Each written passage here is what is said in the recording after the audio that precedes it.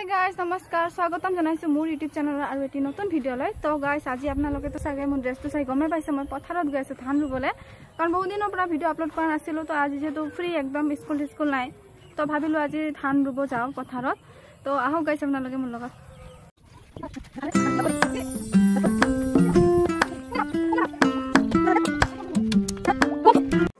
তো গাইস মই পথাৰত আহিলো চেনেল খুলি লৈছো আৰু এটা গৈ আছে হৰু আলিৰ মাঝিদি গৈ আছো বহুত বছৰৰ মূৰত পথাৰত আহিলে এইকেনে ভাল লাগি আছে কেতিয়াও মানে এনেকে ধান চানুৱা নাছিলো আজি ফাৰ্স্ট টাইম ৰুম বুলি ভাবিছো তো আপোনালোকে ভিডিওটো চাই থাকক কি কৰো আজি মই ধান ৰুই আছো আৰু এটো বাসমতি চাউলৰ হয় এইবিলাক কি কইলা ন বিধান মই পথাৰত আছো আৰু হ্যা চাওক পথাৰৰ দৃশ্যটো কিমান ধুনিয়া আজি ওয়েদাৰটো বহুত বেছি ভাল হয়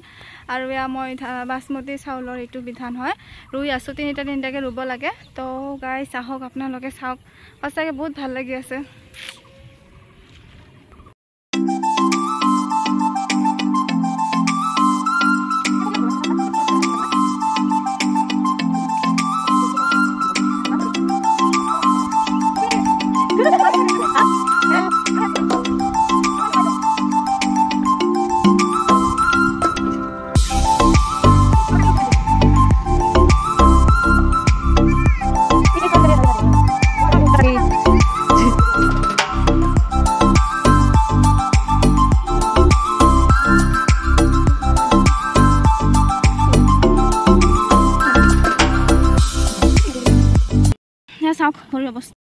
তো বহুতে ৰুই আছে পথাৰত ধান সঁচাকে এক্সপেৰিয়েন্স বহুত বেছি ভাল লাগিলে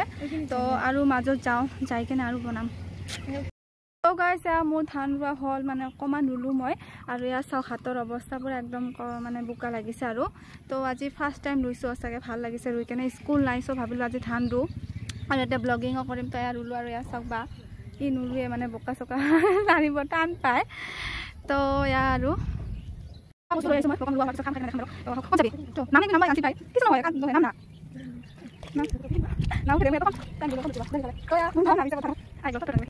আপোনালোকে কেতিয়াবা এনেকে ফ্ৰী টাইমত ৰুই চাব আছে বহুত বেছি ভাল লাগে মানে ভাল এক্সপেৰিয়েন্স আৰু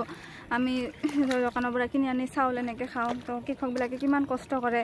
বুকা পানী খচি ৰদ বৰষুণত একদম ধান ৰুই আৰু বহুত কষ্ট কৰে সো এটোই আৰু গাইস বহুত ভাল লাগিলে ৰুই সঁচাকে কাৰণ এক্সপেৰিয়েন্স হ'ল লাইফত মানে সব এক্সপেৰিয়েন্স কৰিব লাগে তো সঁচা বহুত বেছি ভাল লাগিলে ৰুই কেনে তো আৰু অকমান ৰুম বুলি ভাবিছো তো হা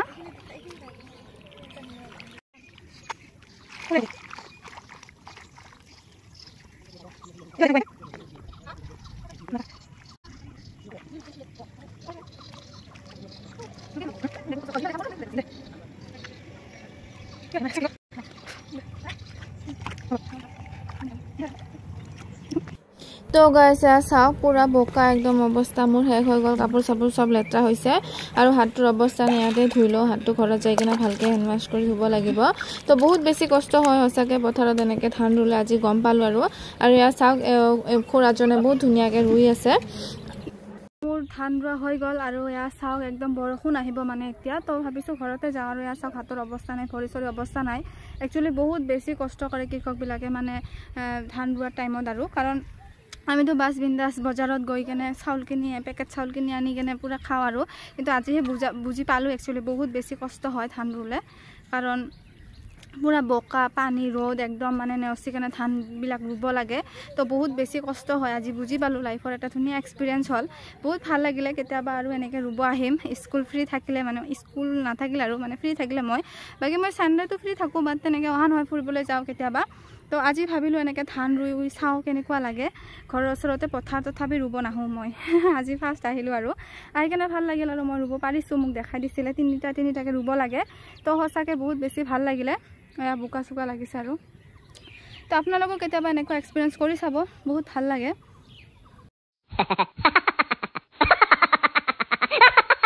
ৰুৱা হোৱাই নাই গৰু আহি পালে তো গাইস এতিয়া খাম পইতা ভাত আনিছিলো অকমান পথাৰত খাম বুলি ভাবিছিলো কিন্তু পথাৰত খোৱা নাযাব সো নদীৰ পাৰত বহি কেনে খাই দিও ঠাণ্ডা পানীৰ লগত পইতা ভাত ভাল লাগিব খাই কেনে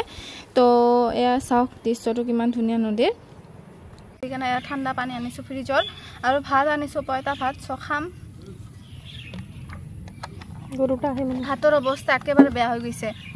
সেইটো কাৰণে খাব অলপ কেনেকুৱা লাগি আছে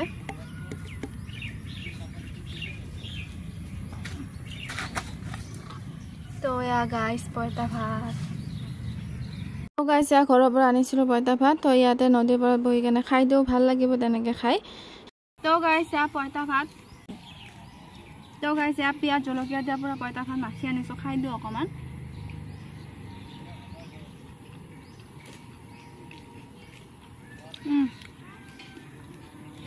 মোৰ ধান চান ৰোৱা হৈ গ'ল আৰু ইয়া খালো খাই দেই কাৰণে এতিয়া ঘৰলৈ যাওঁ বা আগতে গুচি গ'ল কাৰণ তাৰ খং উঠিছে মোৰ ওপৰত তো এইটো কাৰণে আমাৰ লাগি থাকে অকমান সো এইবিলাক বাদ দিয়ক